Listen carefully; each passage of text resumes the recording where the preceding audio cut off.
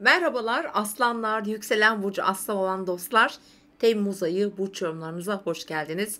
Evet, aslan burcunda çok güçlü bir stelyum var. Neredeyse gezegenlerin tümü aslan burcunda sevgili aslanlar. Ve ayın 23'ünden sonra güneşte aslan burcuna geçecek ve özellikle aslanları çok yakından ilgilendiren bir süreci başlatıyor. Özellikle lütfen 23 Temmuz 10 Eylül aralığında, çünkü Aslan burcunda Venüs retro yapacak kıymetli aslanlar. Sizin için hayatınızda çok büyük geri dönüşler, dönüşümler, yeniden başlangıçlar getirme olasılığı çok yüksek. Hayatınızın her alanında bir değişim, dönüşüm yaşama süresi başlıyor. Yani öyle güçlü bir Temmuz ayı var ki önümüzde. Eğer ki özellikle de doğum tarihiniz 1934, 52, 1970, 1988 ve 2006 doğumlu iseniz daha da çok yakından ilgilendirebilir sizi. Ama tabii bu tüm yükseleni, tüm ay burcu, tüm güneşi aslanlar için geçerli bu söylediklerim. Evet, Temmuz ayında bir diğer önemli konu başlığımızda düğümlerin burç değiştirmesi. Koç ve terazi aksına geçen kuzey düğüm koç, güney düğüm terazi aksına geçiyor ve yeni bir 18 aylık süreç ve aynı zamanda da bir 18 yıllık döngüyü başlatıyor. Eğer biraz önce saymış olduğum tarihlerde doğduysanız bu sizi daha da yakından ilgilendirebilir. Şimdi şöyle baktığımızda Koç terazi aksında aslında size iyi gelecek.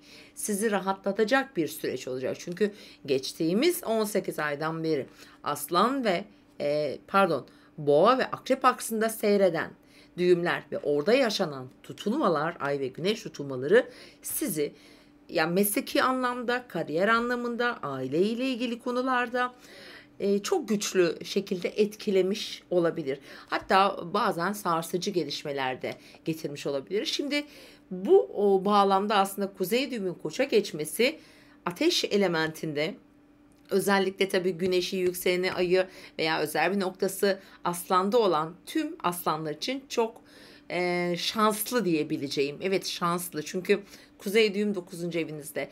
Önünüz açılacak.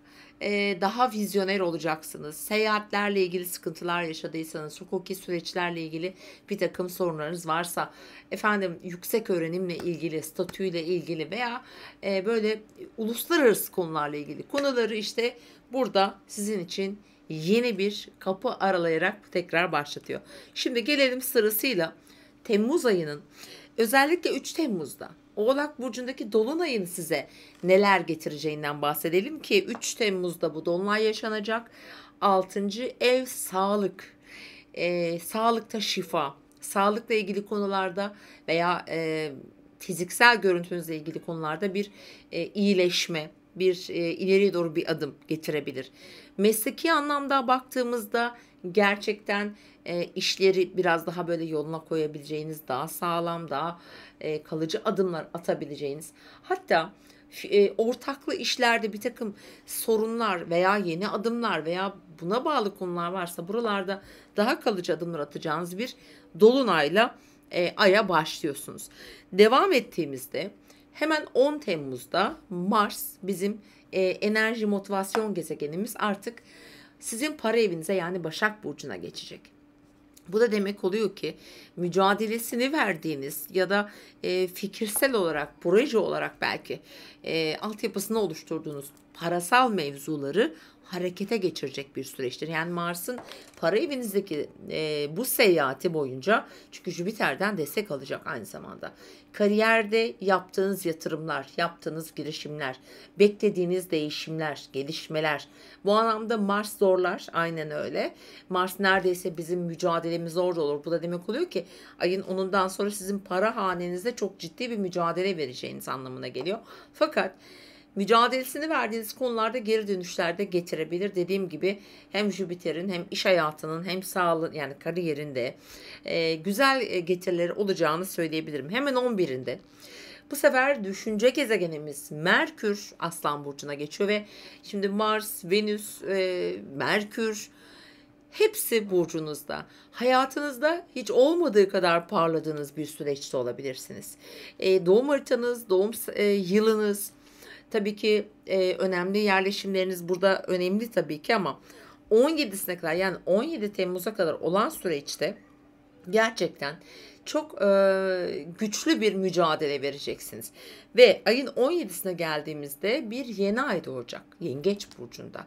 Biraz önce bahsetmiş olduğum o hani sağlık, iş gibi konuların tam karşı aksında biraz yalnızlaşmak, biraz sakinleşmek, durmak, belki durmak gerekecek çünkü oldukça yorucu bir süreç yaşadınız. Burada bir yeni ay doğuyor ve yeni ayın hemen ertesinde, yani devam eden günlerine baktığımızda da aynı gün düğümler aks değiştiriyorlar 17'sinde yeni ay ile beraber ve 23 Temmuz'da ise çok önemli, bakın, Venüs'ün retrosu başlıyor Aslan burcunda. Yani sizin burcunuzda bir Venüs retrosu 10 Eylül'e kadar sürecek değerli aslanlar. Şimdi dikkat etmeniz gereken çok önemli unsurlar olabilir. Siz aslanlar bilhassa, çünkü Venüs'ün retro yaptığı dönemler maddi manevi, özellikle ilişkilerde bir takım geri dönüşler getirebilir. Yani burada mesela ilişkilerde başa sarma olarak değerlendirebiliriz. Tekrar hiç beklemediğiniz yönde, mesela bu ilişki, iş ilişkisi, bir ortak iş projesi olabilir. Özel hayatınızla ilgili olma olasılığı var. Diğer yandan aslına bakarsanız düğümlerin de buradan hani güzel etkileşimler olacağı için belki de fırsatlar getirecektir. Bilhassa da hayata bakışınızla ilgili belki yenilikler, fırsatlar getirebilir. Dediğim gibi doğum haritanızda aldığı etkilerle çok birebir ilintili. Ve yine 23'ünde artık Güneş burcunuza geçiyor ve 23'ünden sonra aslanlar için Güneş parlıyor. Doğum gününüz kutlu olsun şimdiden kıymetli aslanlar. Güneşin de burcunuza geçtiği bu 23'ünden sonraki dönem sizin için daha belirleyici olacağını düşünüyorum. Hayat size yeni fırsatlar sunacak, ancak bu fırsatlar geçmişle ilgili olacağını, gelecekte yapmak istediğiniz ya da planlamak istediklerinizi biraz arkaya dönerek değerlendirmeniz gerektiğini işaret ediyor olabilir. Kaderseldir ve bu ay özellikle 17 ve 23'ünden sonraki olacak gelişmeleri diyelim, sizin için yılı, bu yani komple bu yılı ve 2024 yılının yine böyle Temmuz ayına kadar olan süreçte çok belirleyici olabilir.